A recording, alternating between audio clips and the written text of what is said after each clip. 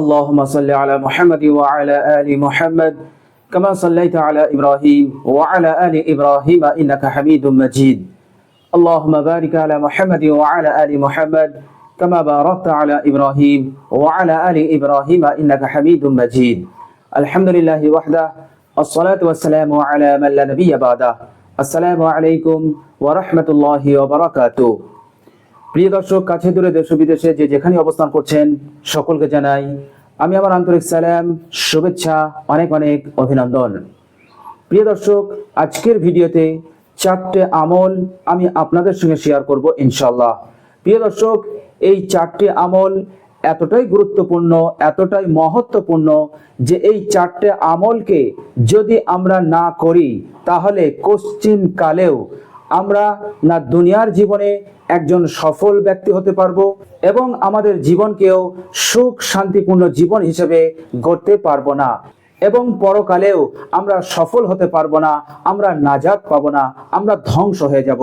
তো প্রিয় দর্শক, এই 4টে আমল এতটাই গুরুত্বপূর্ণ যে এই 4টে আমল ছাড়া আমরা কখনোই আমাদের জীবনকে একটি সুন্দর জীবন গড়তে পারবো না। তো প্রিয় দর্শক, এই 4টে আমল খুবই গুরুত্বপূর্ণ আমল এবং এই 4টে আমল করাও খুবই সহজ, অতি সহজে আমরা এই 4টে আমল করতে পারবো।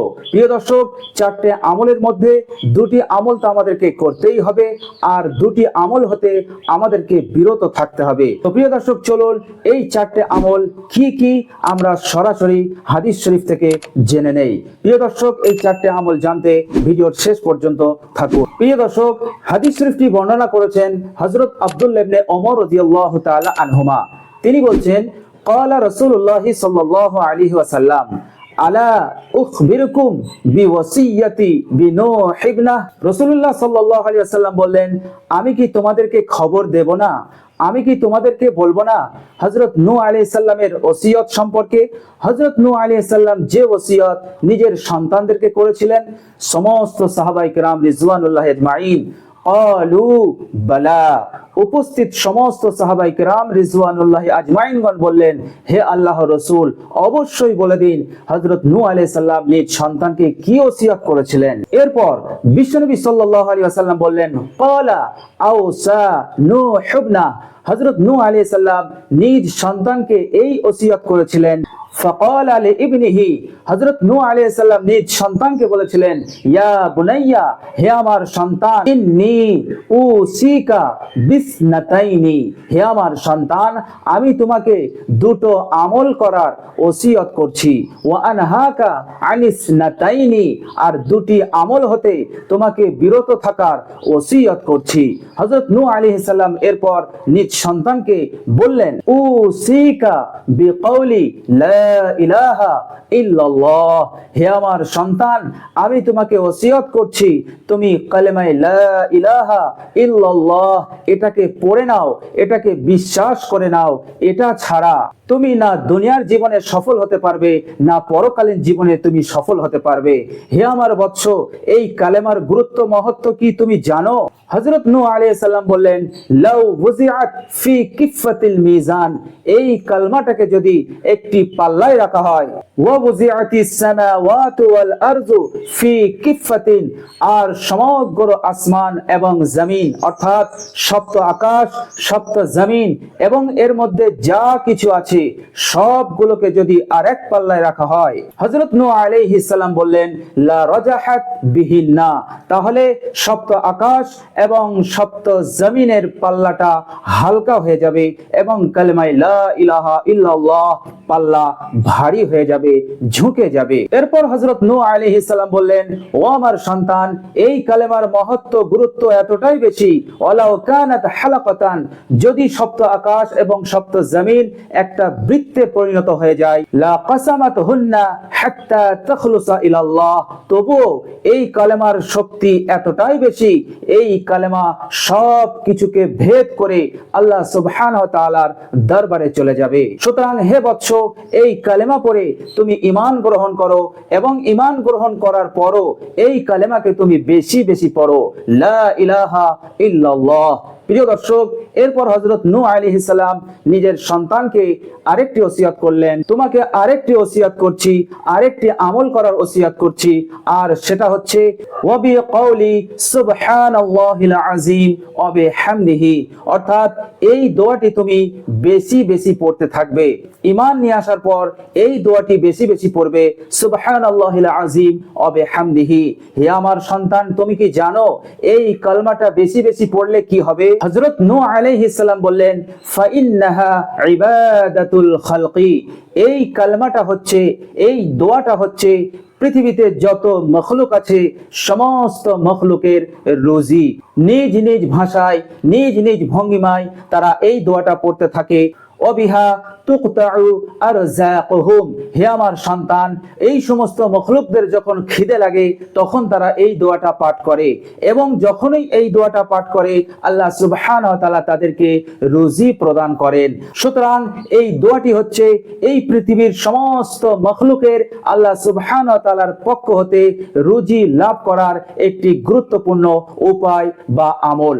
তো প্রিয় দর্শক, হযরত নূহ আলাইহিস সালাম নিজ সন্তানকে এটাই বুঝিয়ে দিলেন যে হে আমার সন্তান, এই দোয়াটা তুমিও বেশি বেশি পড়বে, তাহলে আল্লাহ সুবহানাহু ওয়া তাআলার পক্ষ হতে তুমি অফুরন্ত রুজি পাবে।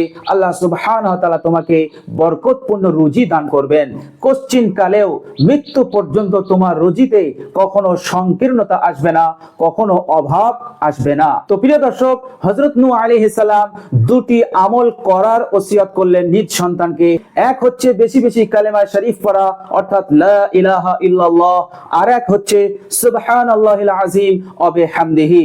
হযরত নূহ আলাইহিস সালাম এই দুটি ওসিয়ত নিজ সন্তানকে এই জন্য করলেন যে এই দুটি আমল ছাড়া একটি মানুষ এই দুনিয়ার জীবনে কখনো সুখী হতে পারবে না, কখনো শান্তিপূর্ণ জীবন গড়তে পারবে না।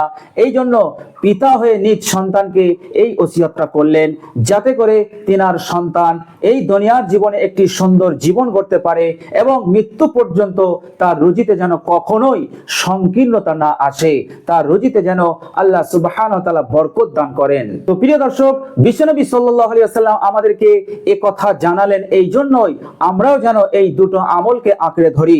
আমরা যদি আমাদের জীবনকে, আমরাও যেন এই দুটি আমলকে আঁকড়ে ধরি, যাতে করে আমরা আমাদের জীবনকে সুখ শান্তিপূর্ণ জীবন অতি সহজেই বানাতে পারি এবং আমাদের জীবনে রোজগারে রুজিতে যেন কোনো রকম ভাবে অভাব না আসে, সংকীর্ণতা না আসে, যেন আমাদের রুজি রোজগারে আল্লাহ সুবহানাহু ওয়া তাআলা বরকত দান করেন। এই জন্য আল্লাহর নবী সাল্লাল্লাহু আলাইহি সাল্লাম এই দুটি আমল হাদিসের মাধ্যমে আমাদেরকে শিখিয়ে দিয়েছেন। এরপর হযরত নূহ আলাইহিস সালাম দুটি আমল হতে বিরত থাকার ওসিয়ত করলেন নিজ সন্তানকে। হাদিস শরীফের মধ্যে এসেছে, ওয়া আনহাকা আনিস নাতাইনি, হযরত নূহ আলাইহিস সালাম নিজ সন্তানকে বললেন, হে আমার সন্তান, দুটি আমল হতে আমি তোমাকে বিরত থাকার ওসিয়ত করছি।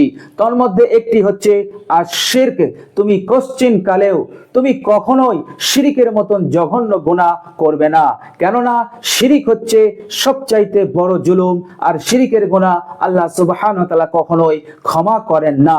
এটা আল্লাহ সুবহানাহু ওয়া তাআলার গজবকে, আযাবকে আমন্ত্রণ করে। প্রিয় দর্শক, সূরা লুকমানের 13 নম্বর আয়াতে হযরত লুকমান আলাইহিস সালামও নিজ সন্তানকে এই ওসিয়ত করেছিলেন। তিনি বলেছিলেন, ইয়া বুনাইয়া লা তুশরিক বিল্লাহ ইন্না শিরকা লাযুলমুন আযীম, হে আমার সন্তান, কখনো তুমি আল্লাহর সঙ্গে শিরিক করবে না, কেননা শিরিক হচ্ছে সবচাইতে বড় জুলুম। এরপর হযরত নূহ আলাইহিস সালাম বললেন, হে আমার সন্তান, ওয়াল কিবর, আর কিবর হতে অর্থাৎ অহংকার হতে তুমি বিরত থাকবে। তুমি কখনো অহংকার করবে না, অন্তরে তুমি অহংকার পোষণ কখনোই করবে না, কেননা আল্লাহ সুবহানাহু ওয়া তাআলা কখনো অহংকারকে পছন্দ করেন না। এই দুনিয়ার বুকে যারাই অহংকারী হয়েছে আল্লাহ সুবহানাহু ওয়া তাআলা তাদেরকে বেইজ্জতি করে, লাঞ্ছিত করে ধ্বংস করে দিয়েছেন। প্রিয় দর্শক, সূরা লুকমানের 18 নম্বর আয়াতে আল্লাহ সুবহানাহু ওয়া তাআলা এই বিষয়ে আমাদেরকে সতর্ক করেছেন। সেখানে তিনি বলেছেন, বিসমিল্লাহির রহমানির রহিম, ওয়ালা তুসাইর খাদ্দাকা লিন-নাস ওয়ালা তামশি ফিল আরদি মারহা। আল্লাহ পাক বলেছেন, তোমরা অহংকার করে মানুষকে অবজ্ঞা করো না এবং অহংকার করে গর্ব করে দুনিয়ার বুকে বিচরণ করো না, কেননা আল্লাহ সুবহানাহু ওয়া তাআলা অহংকারীকে ভালোবাসেন না। তো প্রিয় দর্শক, হযরত নূহ আলাইহিস সালাম নিজ সন্তানকে এই দুটি জঘন্য কাজ হতে বিরত থাকার ওসিয়ত করলেন।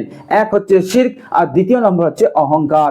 বিশ্বনবী সাল্লাল্লাহু আলাইহি সাল্লাম উম্মতকে জানিয়ে দিলেন, তুমি তোমার জীবনে যদি সফলতা পেতে চাও ইহকাল এবং পরকালে, যদি তুমি তোমার জীবনকে একটি সুখময়, একটি আনন্দময় এবং সুখ শান্তিপূর্ণ জীবন করতে চাও, তাহলে শিরক আর অহংকার থেকে বিরত থাকতেই হবে। তো প্রিয় দর্শক, বিশ্বনবী সাল্লাল্লাহু আলাইহি সাল্লামের হাদিস দ্বারা আমরা এই চারটি আমল জানতে পারলাম। দুটি আমল আমাদেরকে করতেই হবে, আর দুটি আমল হতে আমাদেরকে বিরত থাকতেই হবে। তো প্রিয় দর্শক, প্রথম দুটি আমল আমরা অবশ্যই করব এবং পরের দুটো আমল হতে অবশ্যই আমাদেরকে বিরত থাকতে হবে।